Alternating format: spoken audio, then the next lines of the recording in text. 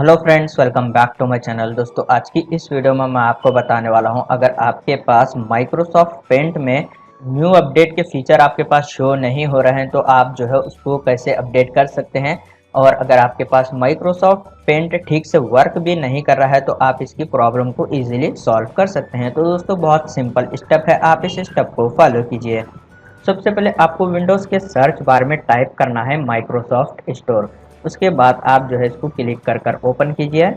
जैसे ही यहाँ पर माइक्रोसॉफ्ट स्टोर ओपन होता है तो आपको यहाँ पर सर्च बार में टाइप करना है माइक्रोसॉफ्ट पेंट।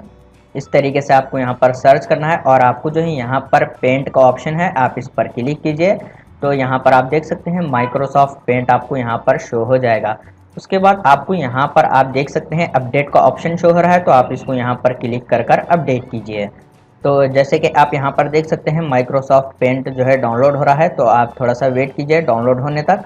तो अब यहाँ पर डाउनलोडिंग कंप्लीट हो गई है। उसके बाद आपको यहाँ पर ओपन का ऑप्शन आ रहा है, तो आपको जो है माइक्रोसॉफ्ट स्टोर को क्लोज कर देना है। फिर आप अपने पीसी को एक बार रीस्टार्ट कीजिए। उसके बाद आप माइक्रोसॉफ्ट पेंट एप्लीकेशन को ओपन कीजिए। आपके पास जितने भी न्यू अपडेट के न्यू फीचर्स थे वो शो हो जाएंगे।